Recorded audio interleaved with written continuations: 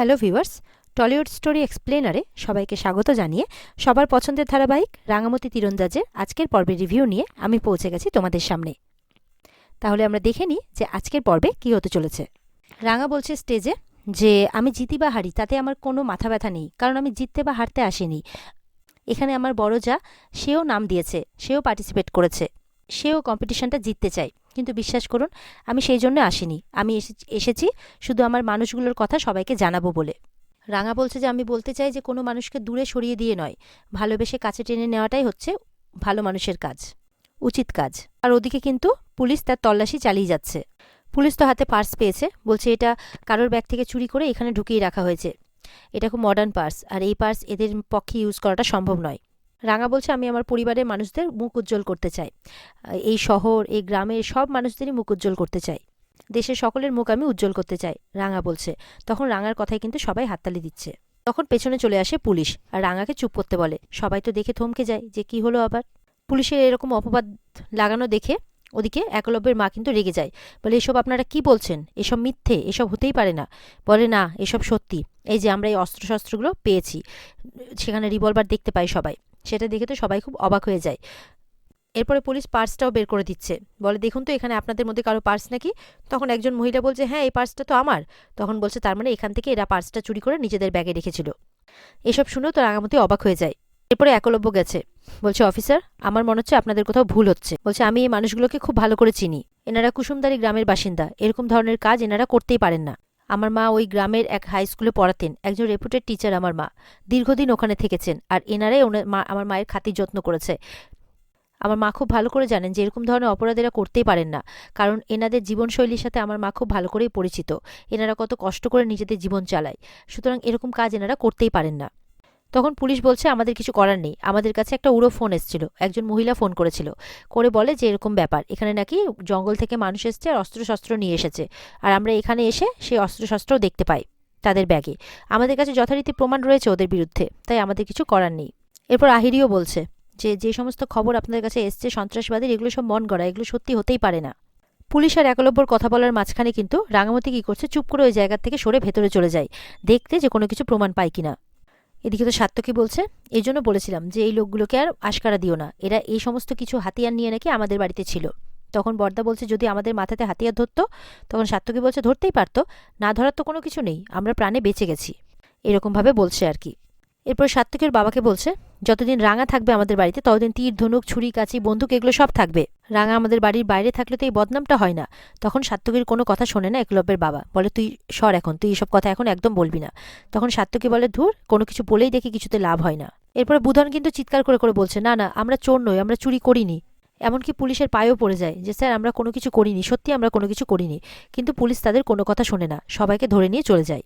এদিকে একলব্যের মাকেও দেখতে পাওয়া যাচ্ছে না। একলব্য বলছে মা কোথায় বাবা, বলে বোধহয় শরীরটা খারাপ করছিল, বলছিল ওয়াশরুমে গেছে বোধহয়, দেখছি আমি দাঁড়া। এদিকে একলব্য মনে মনে ভাবছে যে ওদের ব্যাগপত্রে এই সমস্ত জিনিস এলো কি করে, তাও একজন মহিলা নাকি ফোন করেছিল, কেউ ওদের বিরুদ্ধে ষড়যন্ত্র করছে না তো, এমনটাই ভাবছে একলব্য।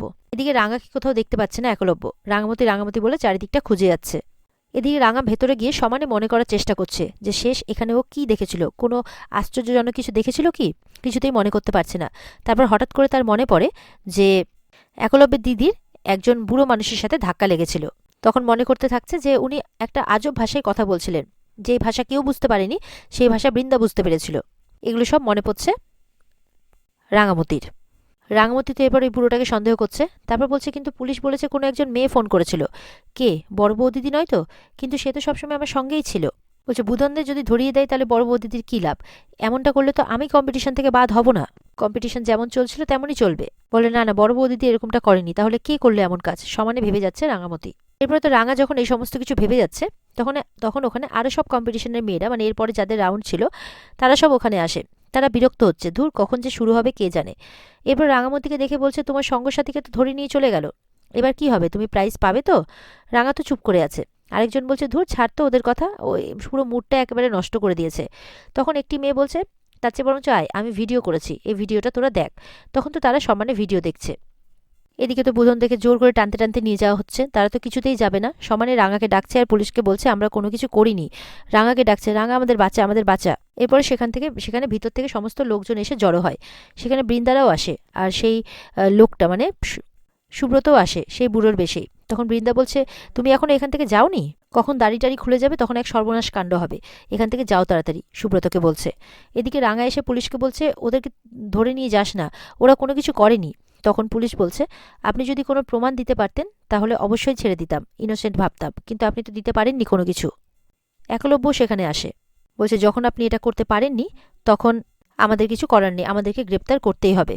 এরপরে পুলিশ কোনো কথা শুনছে না দেখে রাঙা কিন্তু আবারও ভেতরে যায়। পুলিশ তো জোর করে নিয়ে যাচ্ছে ওদেরকে, কারো কথা শুনছে না। তখন কিছুক্ষণ পর রাঙা এসে বলছে দাঁড়া। তখন বলছে কি হলো, আপনার মুখের কোনো কথাতে কিন্তু আমরা কোনো কিছু শুনবো না প্রমাণ না দেখালে। বলছে প্রমাণ আমার কাছে আছে। এটা শুনে তো সবাই অবাক। একলব্য বলছে কি বলছো তুমি, প্রমাণ আছে? তখন পুলিশকে বলছে রাঙা যে তুই একটাবার আমার সঙ্গে আসবি, আমি তোকে সবার আগে প্রমাণ দেখাবো। তখন পুলিশ বলছে ঠিক আছে চলুন। এরপরে রাঙা কিন্তু পুলিশকে গিয়ে সেই ভিডিওটা দেখাচ্ছে। পুলিশ তো অবাক হয়ে দেখছে, বুঝতে পারছে যে হ্যাঁ রাঙা তো সত্যি কথাই বলছিল।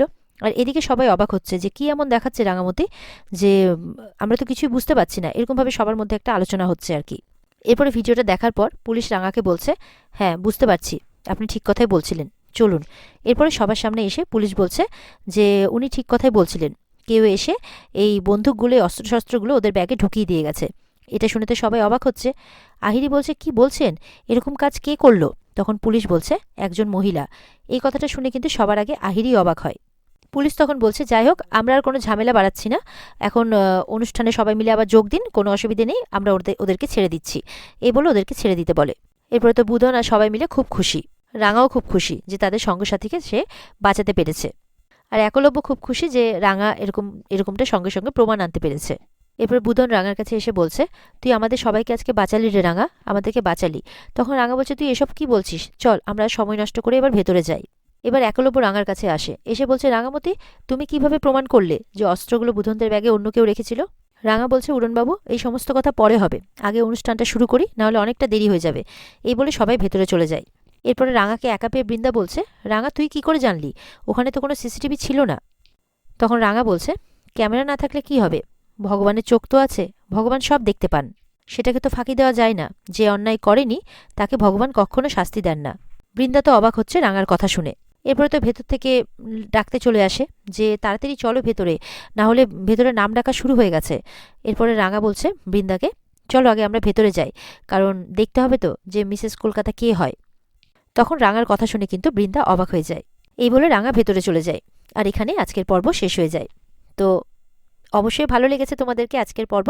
তো মানে এই পর্বের যদি খুব ভালো লেগে থাকে তোমাদের, তাহলে কিন্তু অবশ্যই আমাদের পর্বকে লাইক কমেন্ট করে জানাতে ভুলবে না। আর পর্বের মানে এরকমই পর্বের আপডেট বা রিভিউ আরও পেতে আমাদের চ্যানেলকে কিন্তু সাবস্ক্রাইবটা করতে কেউ ভুলবে না। তাহলে দেখা হবে তোমাদের সাথে আগামী পর্বে নতুন রিভিউ নিয়ে। ততক্ষণ কিন্তু সবাই অপেক্ষায় থাকবে আর ভালো থাকবে। আজকের মতো এই পর্যন্তই, টাটা।